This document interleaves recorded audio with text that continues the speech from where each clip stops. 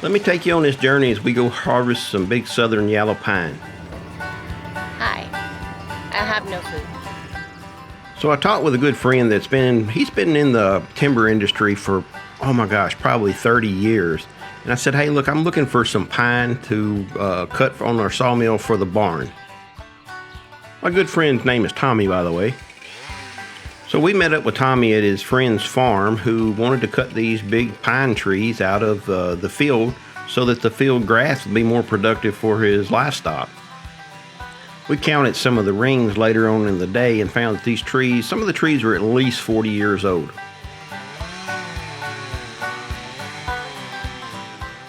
Hey, as you're watching this video today, take a look at Tommy work with his chainsaw. This guy's like a surgeon. He handles that chainsaw like a surgeon handles a scalpel. It's probably a good bet that he's forgot more about chainsaws than I'll ever know. One thing that also breaks my heart are these trees some of them are bigger than my sawmill can handle, so we're going to have to leave some of them here just to be burned. Even though there's a high price on lumber right now, our local sawmills really don't want this pine. There's just not enough of it to be, financially feasible to come get.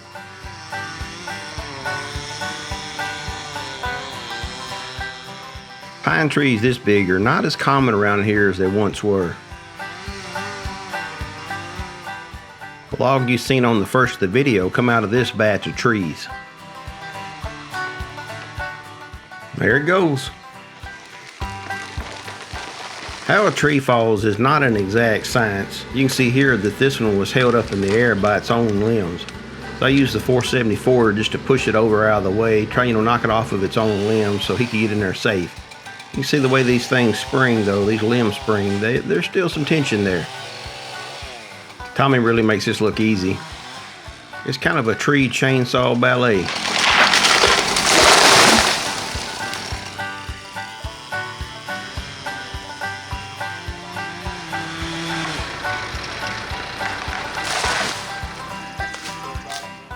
Tanya's out here stomping poke salad down so you guys can see what's going on.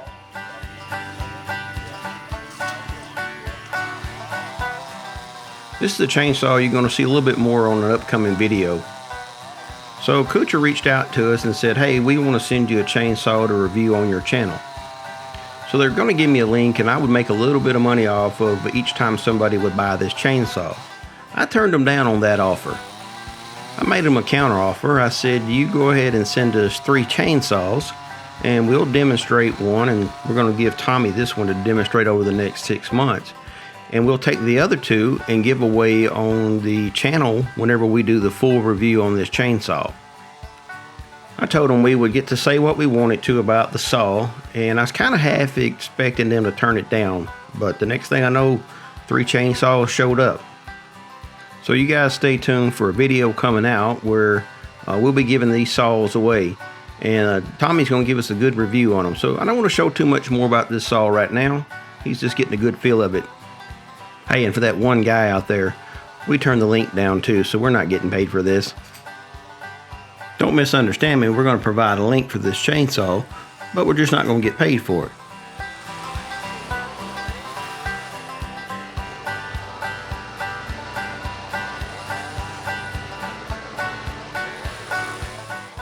Hey, have y'all ever heard of tree bowling?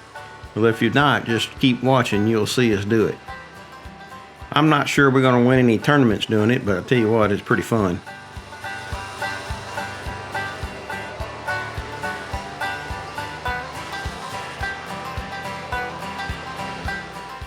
So Tommy and I have never worked together before, and this is an opportunity where we found that we kind of clicked. He knew what I was going to do, and I knew what he was going to do, and we try to anticipate each other's needs to make it go easier.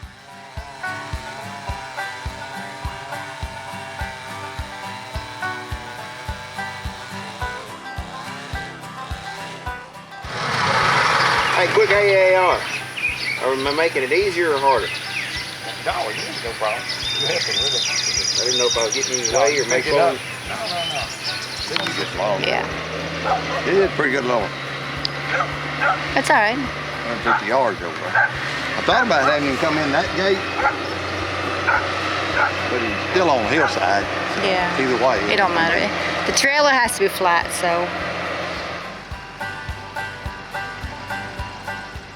Bowling with trees. You'd be surprised at how much time it saves by rolling them trees to the bottom of the hill and then picking them up from there. As the day went on, we learned to anticipate each other's need, and I would get the treetops out of his way so he could lay the next tree down. But any downtime, I was hauling logs to the trailer. So this is a good example. I pulled this log out of his way so he could get to the next tree. I hope I can impart how good of a day this was. It was just a really great day.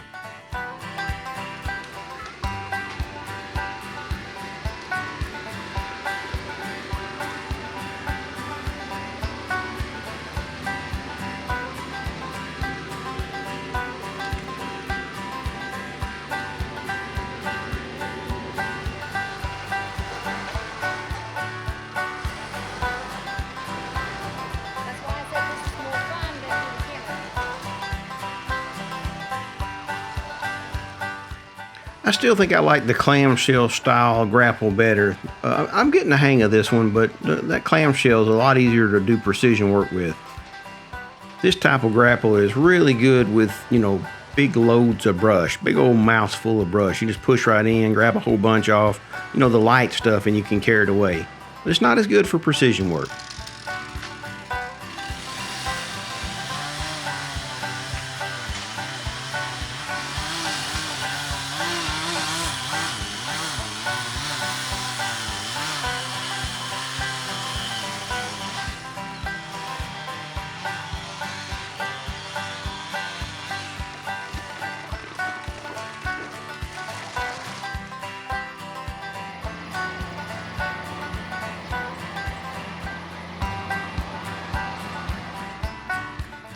Here was a tree that was perfectly balanced. He done made his cuts. Instead of him pounding all those wedges in, I just went up there and touched it, just barely pushed it, and it fell right over. Here's another example of me trying to make it easier on him. There was some small trees here. Instead of making him go in with a chainsaw and cut all that out, I just pushed it out with a tractor and toted it away. So it made it, he just walked straight up to the tree. So this one here made my pucker factor go up, but he just walked away from it like it was nothing. He has really learned how to read how a tree is going to fall.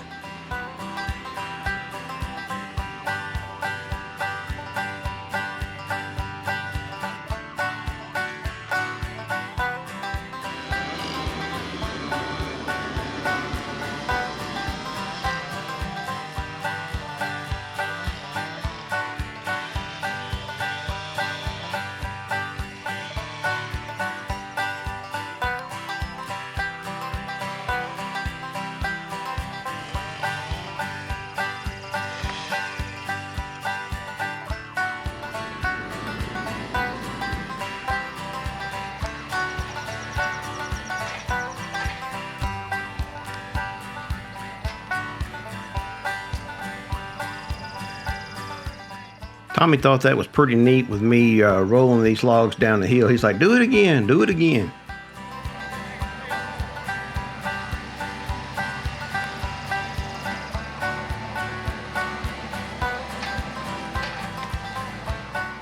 The first log that I rolled downhill went perfectly down the hill, but we wasn't recording it.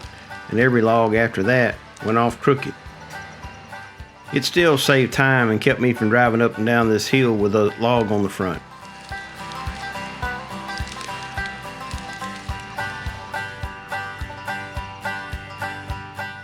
I never felt the tractor was unsafe, but I think the backhoe would have been a heavier ballast on the back for something like this. This was a big log right here.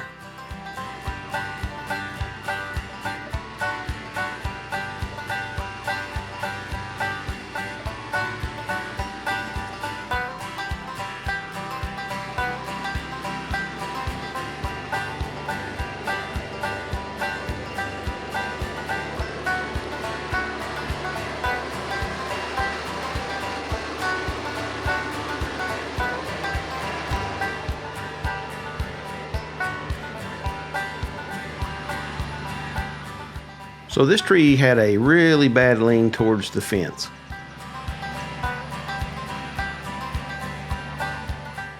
Tommy used this telescoping boom to hold this rope up and put it over the limb right here. And then he used the hook on it to pull the loop back down. He sure does make this stuff look easy. If there's one thing I learned in the military, somebody's got to be in charge. And Tommy was the right person to be in charge this day. He gave me all the instructions, and I did everything he told me to do just how he told me to do it. At the end of the day, he's the guy behind the chainsaw.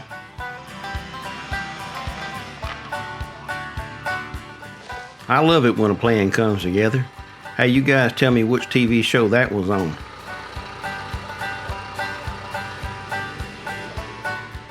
Speaking of old shows, how many of y'all had to turn the antenna? I know I was the antenna turner in our house. I know I said this before, but gosh, this was a great day. It was about 78 degrees in the middle of June. That's very unusual for us. We're usually up in that heat index of about 105. This is the day that the Lord has made. Rejoice and be glad in it.